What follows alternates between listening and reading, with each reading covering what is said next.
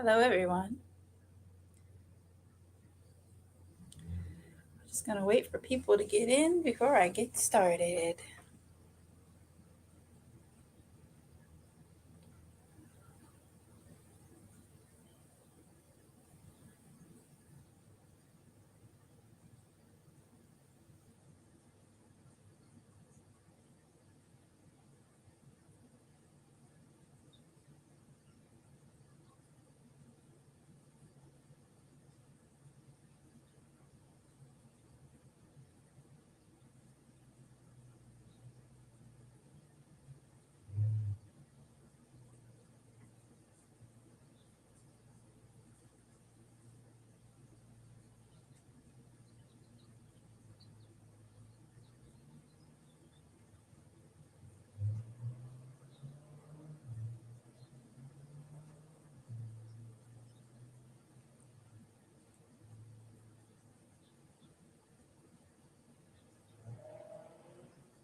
Hello, hello.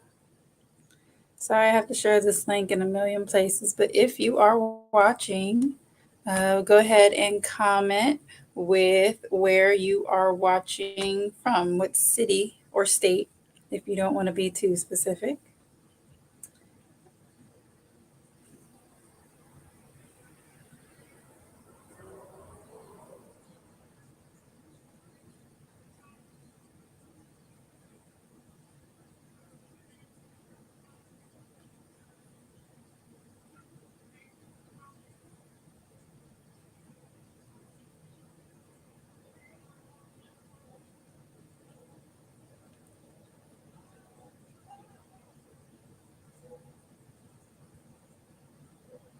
Sorry, I have to share this in a million places. That's why I always start on time.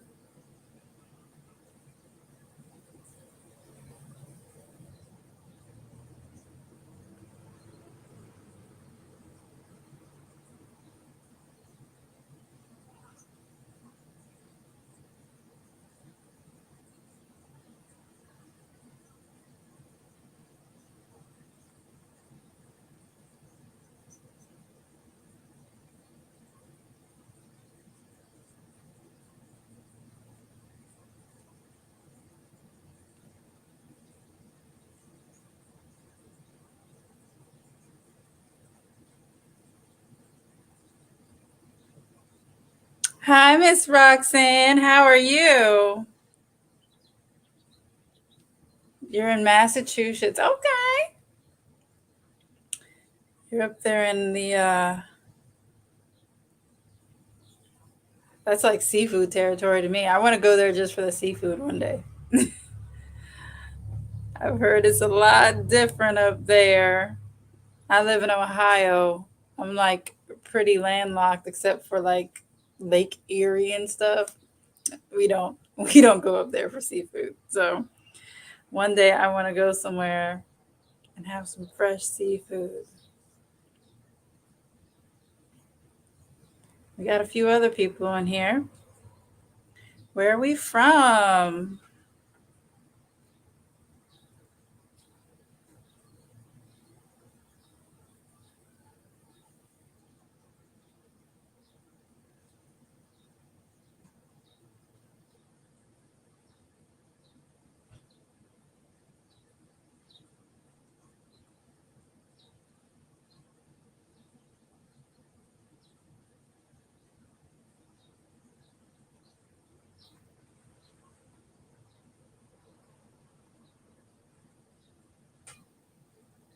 Waiting on a couple more people to jump on. We had some weird things in the back office, and so how we log in is way different. So I'm waiting for the coven to actually jump in.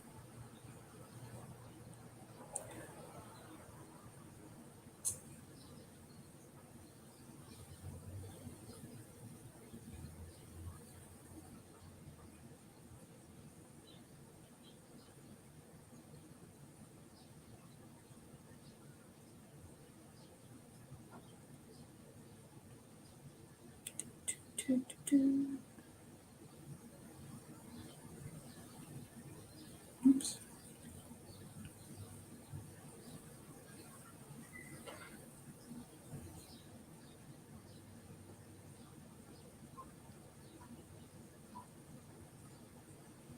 Give people 2 more minutes. I posted it everywhere, so we'll get started in 2 more minutes. If you might want to take notes.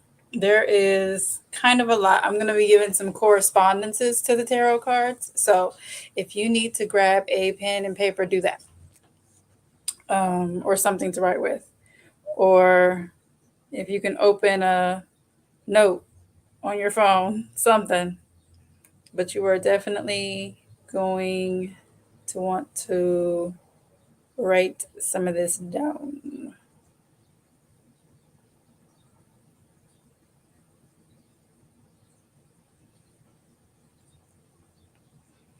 All right, who else we got on here? I see Miss Roxanne. Who else do we have? And where are you from? We're not broadcasting from Facebook directly like we usually are, so you gotta talk so I can see you. Sorry, I don't have any cute lipstick or gloss on today. I am going to be focused on drinking this tea. And I have different tea today. I have orange spice tea. All right. We are going to get started. So hopefully you have something to take notes with, because there will be a lot of info in this class. Let me pull up my notes here. My name is Omoworare, aka Queen T, and I am a goddaughter of Priestess Iyanifa Oshun Funke. And this particular class, I'm going to be telling you about tarot, obviously, right? So I have one video that's up, and I'm working on like 10 more all at once so I can release them like as a series. So I'll probably release like 4 and wait a couple days and do a couple more, and then wait a couple days, do a couple more. But it's a lot of information, obviously, because it's tarot. And at some point I am going to do like individual card meetings. So I'm not necessarily going to talk about individual cards today, because I'm just going to be talking about tarot as a whole. Just so you guys know. So thank you all for joining me today. It's also the new moon and the eclipse. So, yay for cosmic energies. Make sure you're setting your intentions today and setting some goals, and get to work. See what you can make happen in the next 2 weeks before the full moon. Hello. I see someone else just entered. Hello. So a very brief history of tarot. And when I say very brief, I mean I'm going to spend about 90 seconds on this, okay? So tarot is one of those things that people will get in their feelings about very, very, very quickly. For example, in ATRs, most of us watching this are in some type of ATR.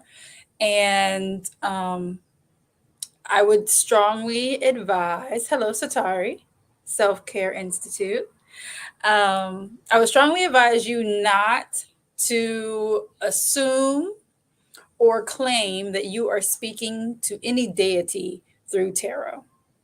That is not usually likely. Most deity have their own form of divination that they speak through.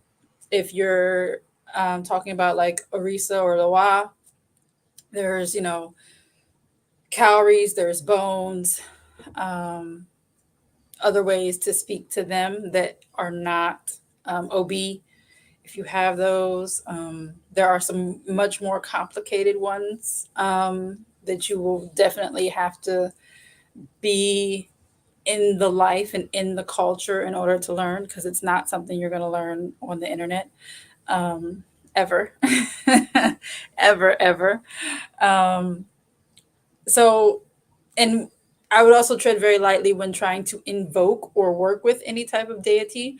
If you don't know how to open that door and or close that door, I would leave that door alone. Because if you piss off a deity, your ancestors are not going to help you with that. Your ancestors are not stronger than Basu. Your ancestors are not stronger than Shango. So I highly recommend that if you are not in the life on a regular daily basis and being trained by someone to work with deity, I would say leave them out of it entirely. When you're using tarot, you are working with the energies of the universe, the energies around you, and your ancestors will speak to you through tarot, through you mentally.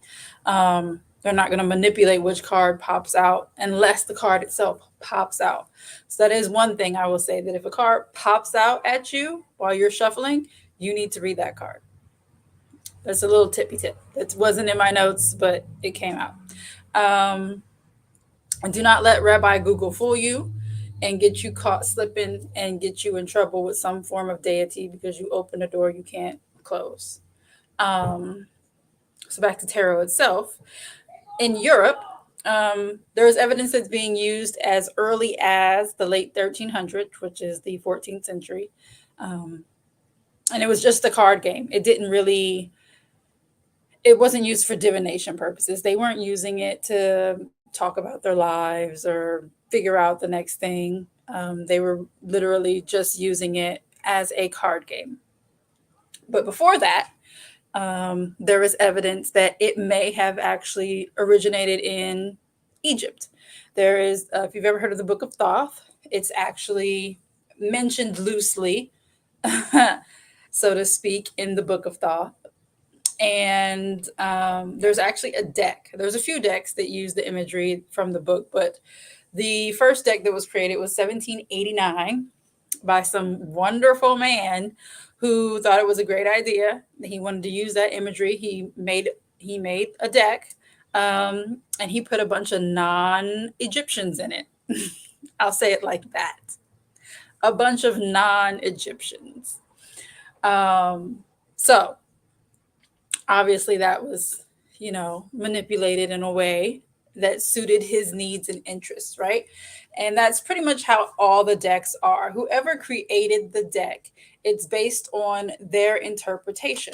So that's why sometimes you get very different imagery in decks. And I'm going to show you with the cards that I have, the two decks that I have, how different it can be. I have the normal traditional deck, the one that everybody gets, which is a good deck to start with because it gives you a basis. And then I have my fancy deck, which I'll show you guys the back without actually showing you one of the cards yet, but this is the back of it, and it's fancy. And these are cowrie shells. So that'll give you a clue as to what this is about. So anyway, it is very likely that tarot originated somewhere in Africa, but it's old to the point that we don't even know where it actually came from. No one culture has come out and said, we created tarot. Well, I take that back. I'm sure some have, but none have been able to do it successfully because tarot is old, old, old, old. It wasn't always called tarot, but the concept of tarot is very, very old. Like I said, they were doing it in Europe in the late 1300s. So that's a clue that it's not something we just created recently. I know a lot of people think that it's some newfangled thing that only happened in like the 19th century. It is not. It is very, very old. So we'll start with different decks, different meanings, different purposes. So imagery is everything.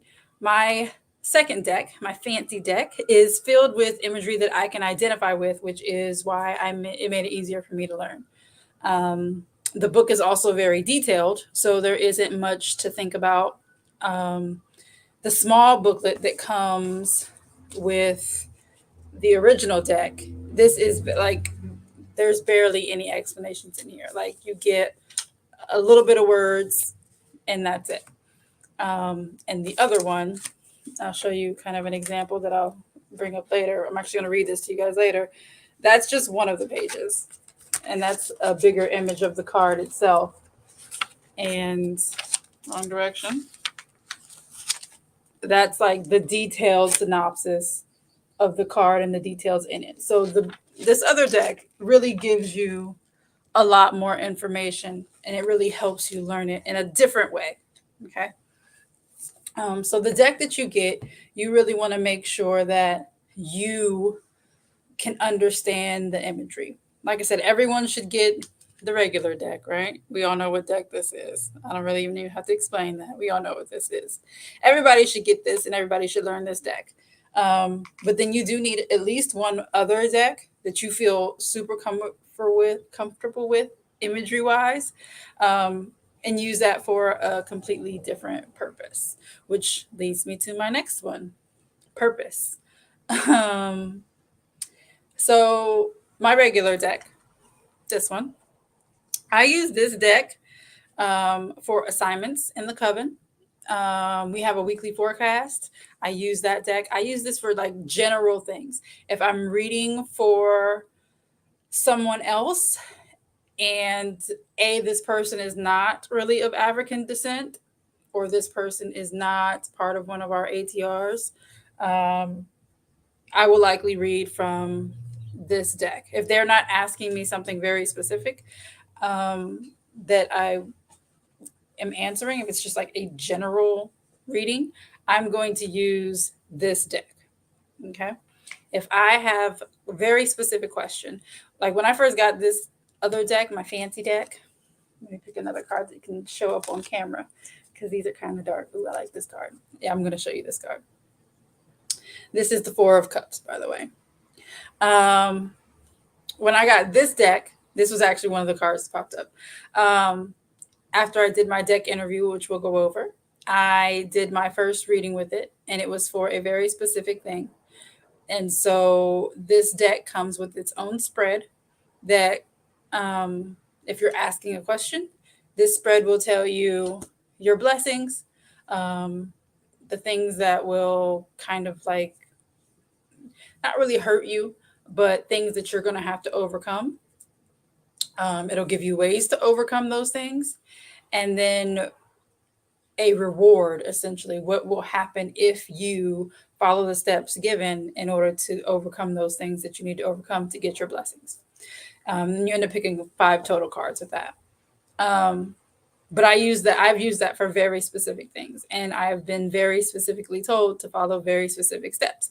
So now, most of you who know me in real life knows that I never really smoked anyway, because it doesn't do anything.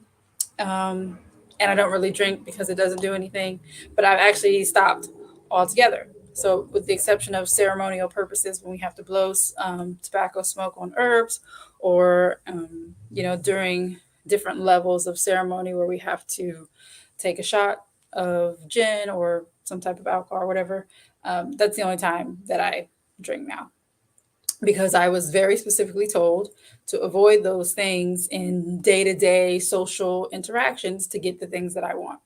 It is also a generational curse for my family. If you know my family, you know some of the history about that. And so my ancestors are tired of the foolishness and they wanted me to stop. So during my reading, there's a very specific thing that I want. And in order for me to get that thing that I want, I have a lot to do, but they were very specific about some of the things I needed to do, like right then. Some of the other things are long term, but there were some like short term goals that I had to do. But with this deck, it gives you those type of answers. And so this was a good deck for that. If I really needed to know specific steps, this deck is for that. For our weekly forecasts, I use this deck because it's more general. You're talking about the future and it's in a general way. And so I use this deck because this gives me an idea of what to expect, and I have it in my head so that when those things do pop up later, I already know what I'm doing. So, different cards have different meanings in different decks, even if it's like the exact same card. So, as an example, this is the 7 of Wands, okay? And according to the book, I'm just going to read it straight from the book. The 7 of Wands is a card of valor, where 6 are attacking 1, who, however, has the vantage position. On the intellectual plane, it signifies discussion, wordy strife in business, negotiations, war of trade, barters, competition. It is further a card of success, for the combatant is on the top of his enemies, may be unable, and his his enemies are unable to reach him. Reversed, because this deck uses reverses, it means perplexity, embarrassment, and anxiety. Okay, so that's the Seven of Wands in the regular traditional deck. Now, this is the Seven of Wands in my fancy deck. Notice there's no person sitting on a hill with a wand, right? So I'm not going to read it word for word because this is very wordy. But in the symbolism, this is a crossroads down here. I'm sure most of us know what that looks like. It's a crossroads as a place where all the heat goes to hang out. Alcohol as an escape that brings more troubles than it solves. Implements of violence that we may bring with us or run into. There's like, yeah, right in the middle. And then the volcano as the explosive heat in the world channeled out by Aganyu, sorry. So, and there's, fighting, all types of stuff, right? This doesn't necessarily look like that card, right? Of course, I lost my place in the book. But this one has more to do with avoiding conflict. Okay, there's conflicts that are arising that you should avoid. If you feel overly criticized or attacked, and you may think irrationally and act irrationally, which leads to fights and violence, right? In a flash of anger, you could wreck what you built. And relationships that could end, but you feel you cannot escape them. So very different meaning between the two decks, right? And this deck also has solutions. So the solutions would be: drink a cold glass of water, do not raise your hand in anger, do not have weapons in the house, and pray to your Ori. So I bet you can figure out what deck this is just because I said Ori. So yeah, there are differences in that regard. So you definitely want to make sure that you pick a deck that has imagery that you can easily understand, because I can understand this a lot better than I understand this. Sorry. And I can give the person that I'm reading for a much better, let me move these, sorry, a much better explanation, so to speak, if I have this card, just because I can easily identify troubles in this card. With this one, it's very vague. And again, it could mean something else completely different. And this deck does not use reverse meanings. So I don't have to memorize two different meanings for a card. This deck doesn't even use them. The card is the card regardless of how it comes out. That's also helpful. So I would also look into whether or not that deck even reads reverses, because if you don't want to learn that, you don't want to learn that. Miss Roxanne, I will tell you what the deck is called. I'll post it in the mentorship chat because I know you're in there for L3.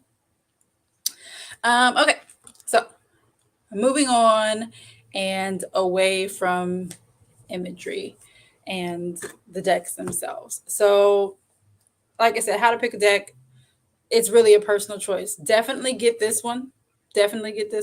But then whatever other one you choose to get, make sure that the imagery resonates with you. And it could be anything. You get ones full of Africans. My deck is a deck that talks about the Orisha. Orisha do not speak through tarot. Orisha do not speak through tarot. Orisha do not speak through tarot. But the deck itself, the stories and the imagery, it tells you stories about Orisha. So you help learn the Orisha themselves while also learning tarot. So that's why I learned it so quickly, because I was already in mentorship.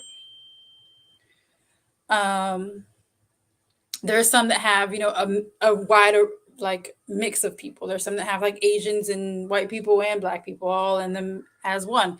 That's beautiful. If you like that, get that. If you want ones that are all glowy and fancy, do that. If you want the ones that shine, do that.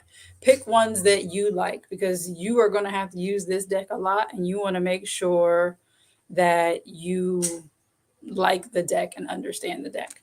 Does anybody who's watching have any questions about anything I said so far before I go over this deck interview?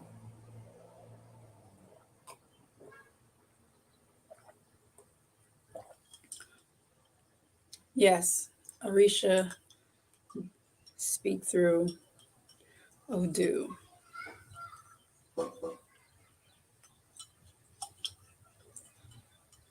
Any questions? All right, so the deck interview. So it won't let me share my screen. So I am just going to kind of zoom in on this so you can see. Yep. Sorry, it's really bright outside. Okay, so see the numbers? You'll be able to pause this and go back to it, but it's an upside down triangle and it starts on the top left. So the first one is our relationship together as a whole. So when you first get a deck, set it on your altar or your sacred space for, I would say, at least a day. Cleanse it in some type of way using whatever you use to cleanse your magical items. I sat a crystal quartz. I have a big chunk of crystal quartz. I sat that on it for at least a day first before I even opened the package, just to kind of clear the energy. People have been touching it in the store. It can get weird. You don't want that in your reading. So always cleanse your deck, however you cleanse all your other magical items.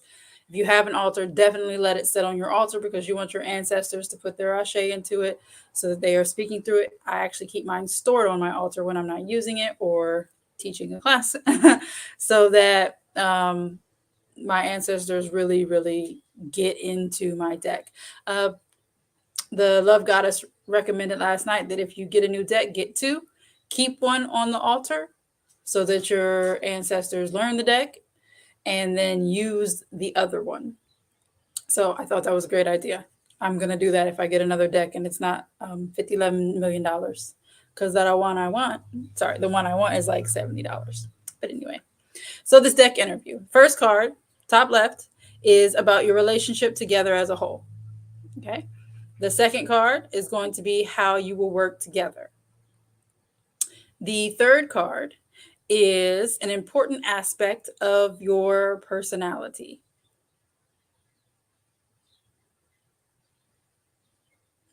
The fourth one is something you require from me.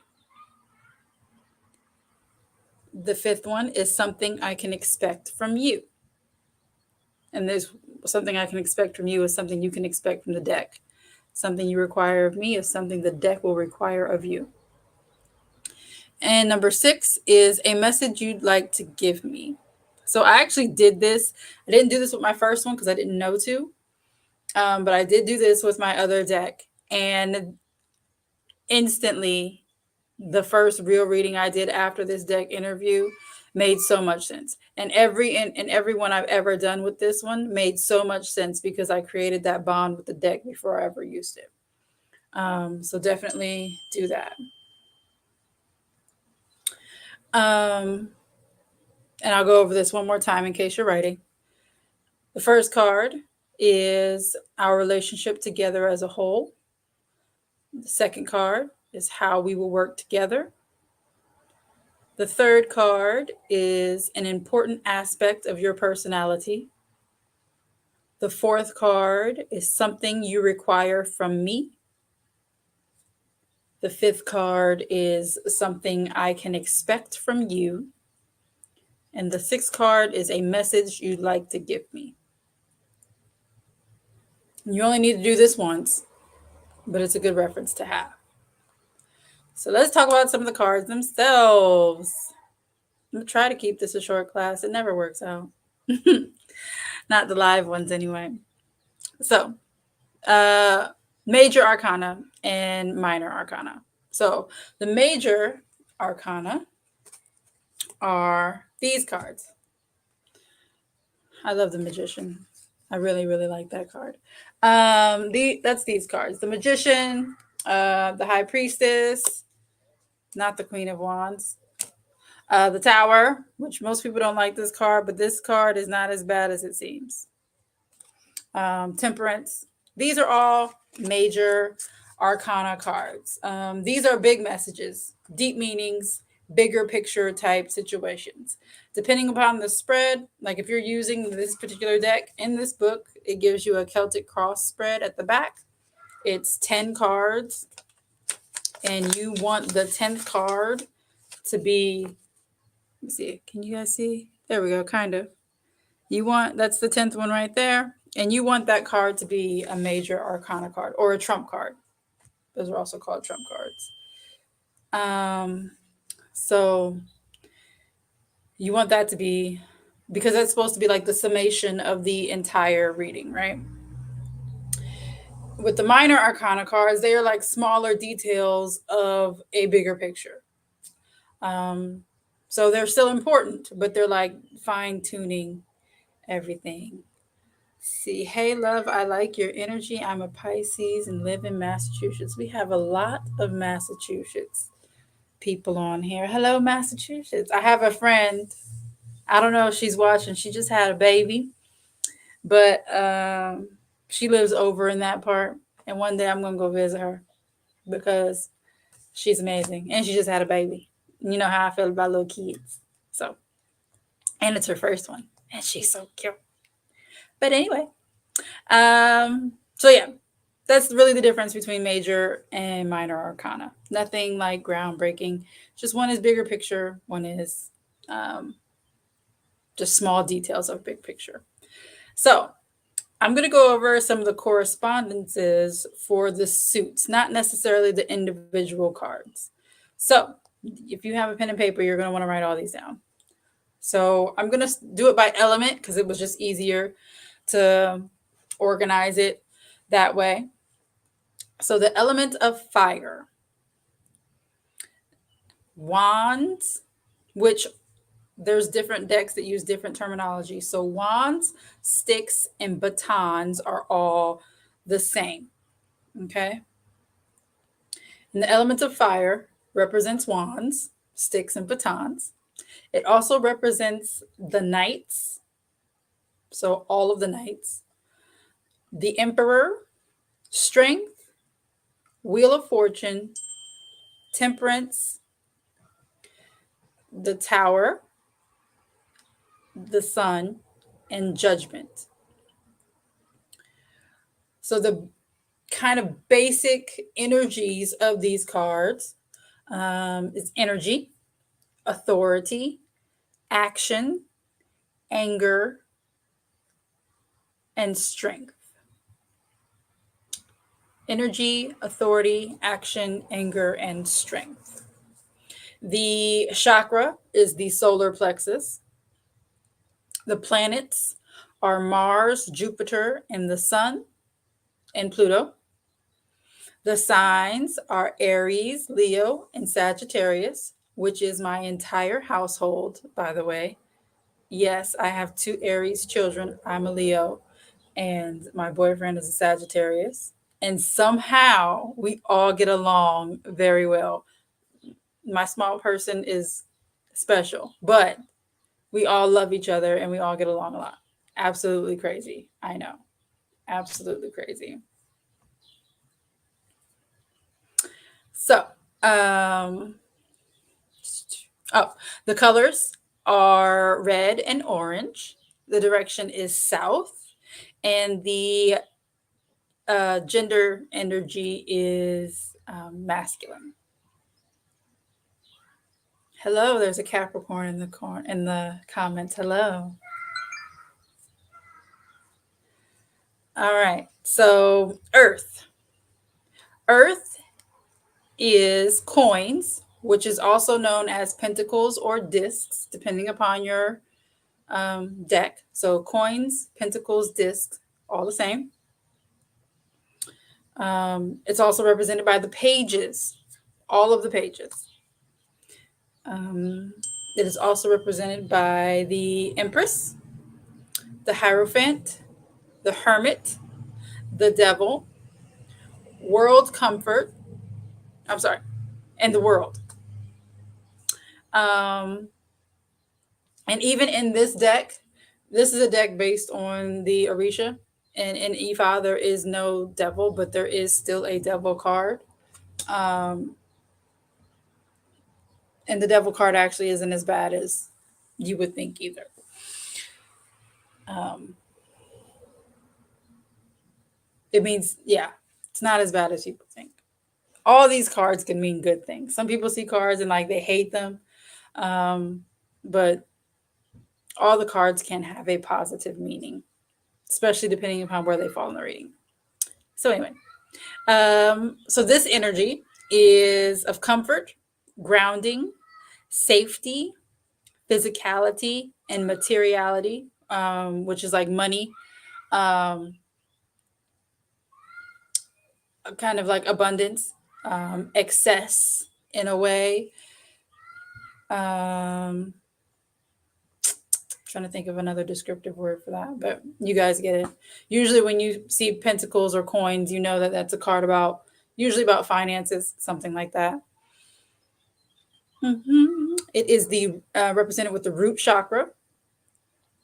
The planets are Earth, Venus, and Saturn. The signs are Taurus, Virgo, and Capricorn. There you go, Shadow Lamar, Capricorn. Colors are green and black. Direction is north, and it is a feminine energy. Next element is water. Sorry, my phone is blowing up. um, the water ones are cups and the queens. It is also the high priestess, the moon, the hanged man, or the hanged one, depending upon which one you're using, the chariot, and death. These symbolize the sacral chakra. The planets are the moon, Neptune, and Pisces. The signs are Cancer, Scorpio. I'm sorry. Wow. The planets are the moon and Neptune. Sorry. The signs are Pisces, Cancer, and Scorpio. Punctuation matters, even in notes, guys. The color is blue. The direction is west, and it is a feminine energy.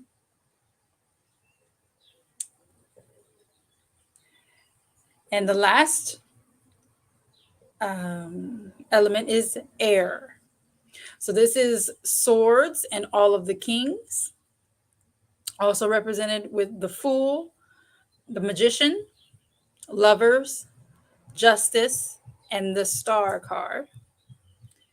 These all talk about, for water, those things talk about emotions, healing, creativity, adaptability, and sensuality. So usually when you see cups or queens, you know it's usually about emotions, or love or passion, something like that. So anyway, back to air. That symbolizes it's about communication, ideas, inspiration, learning, and spirituality. It is represented with the throat chakra, the planets Mercury, Uranus, and Mercury and Uranus. The signs are Aquarius, Gemini, and Libra. The color is yellow. The direction is east. The gender is masculine. I sound like I'm setting sacred space and greeting the divinities. So that's just based on the element. So now we're going to talk about numbers, the numerology, at least for the minor or lesser arcana. So the number 1, and these are just some of the meanings of these numbers. It's not all of them. There are 2. Okay. I didn't go with the long list. So the number 1 can symbolize new beginnings and hope. The number 2 can symbolize balance and partnership. The 2 of Cups is a really good example of this. It shows what looks like two people in love. Um, it's also sometimes a card that signifies marriage or harmony, harmony in the home. Three, the number three is creativity and collaboration. The number four represents stability and building foundations. The number five represents change and communication. The number six represents harmony and equal reciprocity. The number seven represents strategy and intellect. And we kind of talked about this with Seven of Wands. Um, if you're looking at the original deck, well, I won't say original, but the popular deck, um, it kind of shows that when the odds are against you, you can defend and protect yourself if you use your knowledge wisely, even when it seems like you could lose because there's so much against you. Um, and especially if you are divinely led. Number seven also has to do with spirituality and ancestors, so to speak. The ancestors will speak through the number seven. And so if you are being divinely led, even if it seems like odds are against you, you will still be successful as long as you are following the proper path. The number eight represents mastery and willpower. The Eight of Pinnacles is a very good example of this. I just had that card. But the Eight of Pentacles, this represents hard work. Someone who is becoming a master at their craft. So this represents that exact meaning very, very well. The number nine is things coming to fruition and accomplishment. And the number 10 is completion or moving on.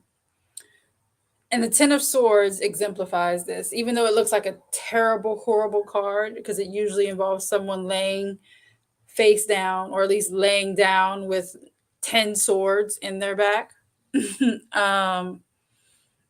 And it looks terrible, but it also is a sign that there is peace after suffering, because at that point, there's no more suffering because clearly you're dead, right? But there's something better on the other side. You're going to transition into something better, something more peaceful once this horrible thing is over. And then you can move on to the next phase. So 10 doesn't always mean completion as in a hard way, but the 10 of Swords is just an example of how it looks horrible, but it's actually a good indicator.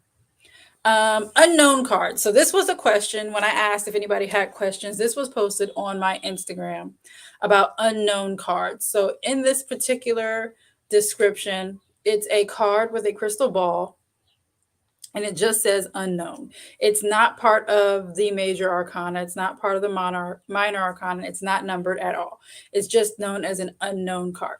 So with the description of that card, crystal balls usually tell the future, or are said to have told the future, right?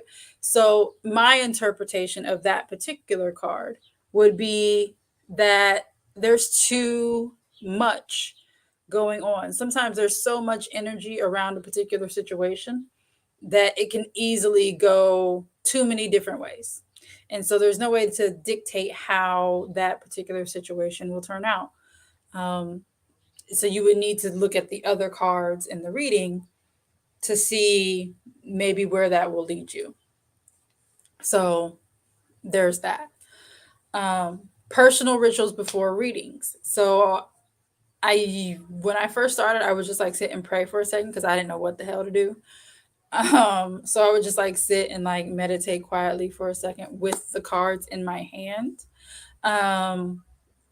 Now I usually like clear sacred space, just like I would do with any ritual, try to remove any negative energy around me.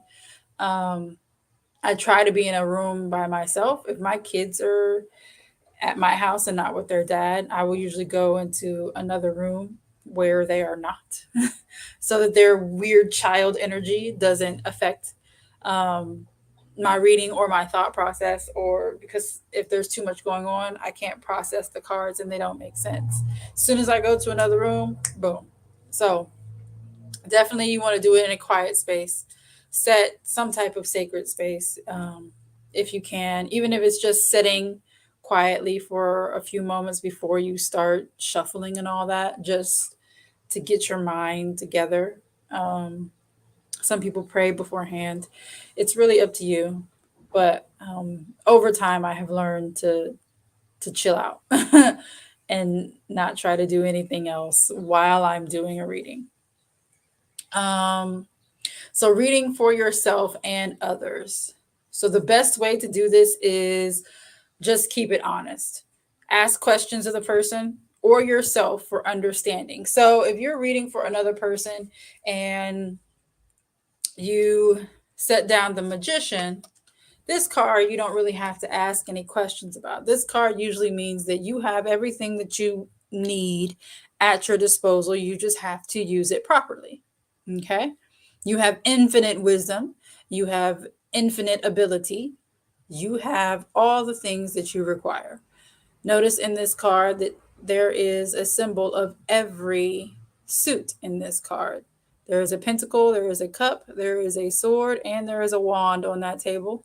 And the infinity sign is above the head.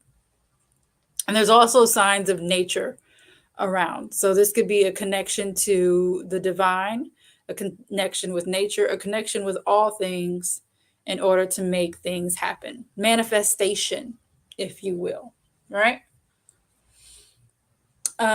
So you don't really need to ask too many questions when a card like this shows up, because it's pretty self-explanatory. Now, if you get, I'll use this one as an example. This is the Six of Swords. This card is a little bit more ambiguous. And if it's upside down, it's even more so. So then you could ask, have you recently had to make a change, an uncomfortable change to protect something? Um, have or will you? Do you think that's something that you're going to have to do here in the future? Um, it just depends on the card. So this card, you may have some questions that you want to clarify before you move on to the next card. I don't shuffle between cards. If I'm doing a specific reading for a person, I will shuffle, pray about it while I shuffle, and then pull those cards. Um, but if I'm asking a multiple part thing, I will shuffle the cards in between questions. So that's just something I do. For our weekly forecast, we have 4 questions to ask every day. I shuffle before I pull for each question. So I'm shuffling 28 times and my fingers are raw. But like I was saying, and for you, you need to be honest with yourself. So all my readings are documented. I either do them on a video or I have them physically written down.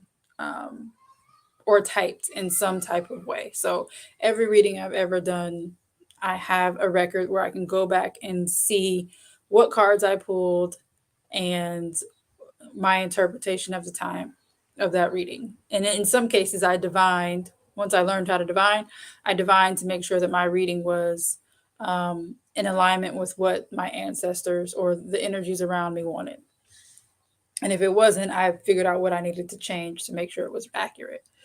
So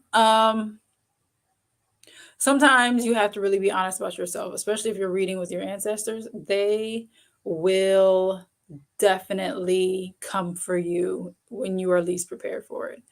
They definitely will. They do not care. um, they're coming for you. And if you've been doing things that you know you shouldn't have been doing, when you do your reading, those things are going to come out. Okay. Especially if you've been, venerating your ancestors and they do speak to you, they will come through in those cards and you will instantly know exactly what they're talking about. So denying it to yourself is not going to help you grow. Same thing with the person you're reading for. If you're reading for somebody who is sensitive, which is one of the questions, if you're reading for somebody who you know is sensitive, so what? They came to you because they wanted the truth, okay? They didn't want their friend to tell them what was happening. They wanted the energies around you and them to tell them what is really going on. If they knew what was going on or they were truthful about what was going on, they probably wouldn't need a reading, right? So if someone comes to you and they want a reading and you know they're a sensitive Susan, tell that heifer the truth anyway. Tell her, no, honey, it's you. It's not this ashy man who is also ashy, but you know he's ashy and you're keeping him around. Or if it's a guy friend, like, no, you know that this person is a bum. You need to let this person go and move on. Or you're the bum. You need to grow up. Things like that. You can say it nicer than that, but be honest for sure. And having the person in front of you to be able to ask questions can help with clarity. And maybe you can find a nice way to put it if you know the person and you can ask other questions. When my kids, when they need correction, instead of telling them how they were wrong, I let them figure it out. So if they did something, I'd be like, so why did you think this was the course of action to take? And then I say, what could you have done differently to make this a better situation? Those types of questions. So if the person themselves is sensitive and you don't really want to tell them about themselves because you're afraid of their feelings or how they'll feel, ask them questions that will lead them to say the problem themselves. So if you can kind of identify the problem in the card, talk about it, let them flesh it out and tell you about it, and then ask them questions like, okay, how did that make you feel? Do you like that feeling? Do you want to continue to feel that way?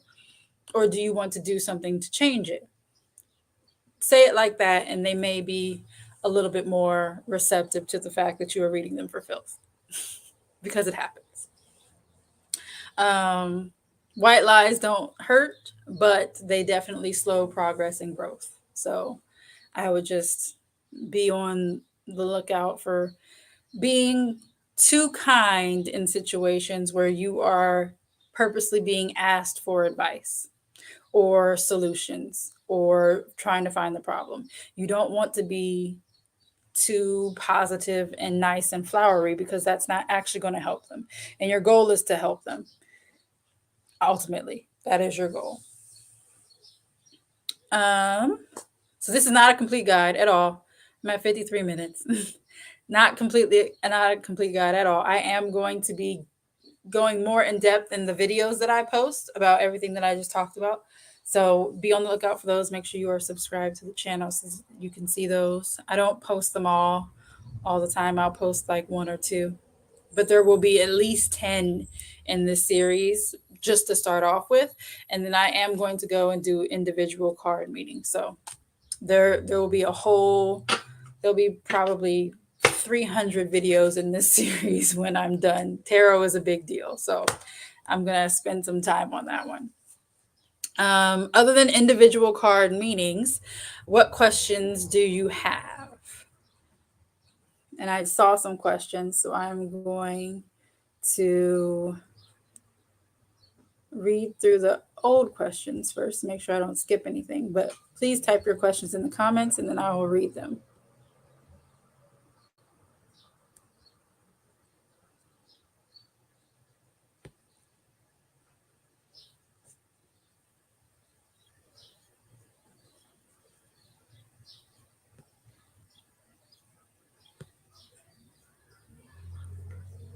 Judgment. Oops, sorry. I will put this one up there. Judgment and justice confuse me. What are the key differences? So, judgment is more so in my personal thoughts without like looking up the exact differences. Judgment is more of like elevation. So like in the Bible, it talks about, in Revelation, it talks about Judgment Day. And it talks more so, this card is more so about like the rapture. Depending upon which deck you're using, that card actually kind of looks like the rapture, where you're waiting for the angels to blow certain trumpets, and those trumpets all have different meanings, right? That's kind of what that is more along the line of. It's more of a spiritual thing, less to do with actual justice. The justice card is kind of essentially like karma, for those of you who believe in karma. Justice is more about, these are the things that happened, these are the consequences and or rewards of the things that happened. Just depends on what the other cards are in the reading and what the reading is about. The judgment is more of a spiritual thing, whereas justice is more of worldly type situations. That's the easiest way for me to explain it without like pulling out the book. Do I give readings? I give readings all the time for myself and in the coven. But occasionally I do. For my friends, I will. Just because, or people that I know, I will. And I'm not charging you $1 bazillion for a reading. But we'll talk about that later. Anybody else have any questions?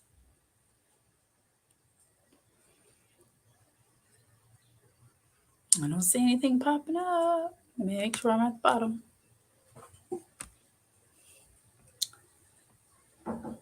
You look so beautiful. Thank you. I don't have lip gloss on because I was drinking tea. All right, y'all.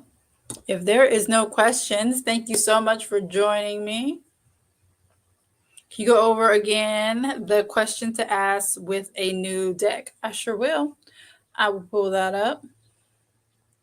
Question number 1 is your relationship what is our relationship together as a whole? Number 2, how we will work together. Number 3, an important aspect of your personality. This is of the deck's personality. Number 4, something the deck requires of you. Number 5, something you can expect from the deck. And number 6, a message that the deck would like to give you.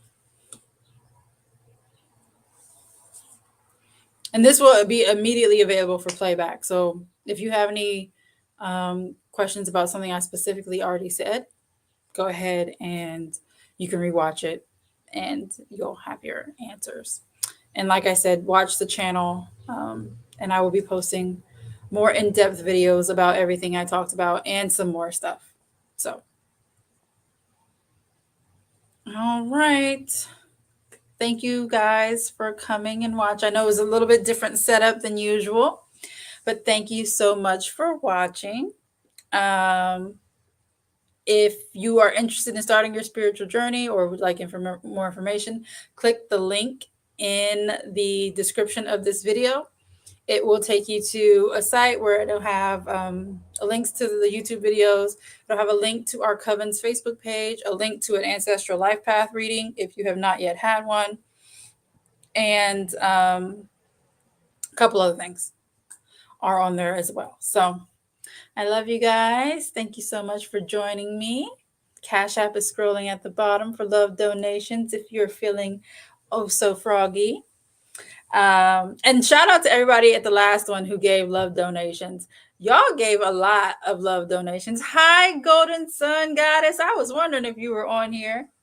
Shout out to everybody who's giving love donations, especially last week. Y'all the bomb, okay?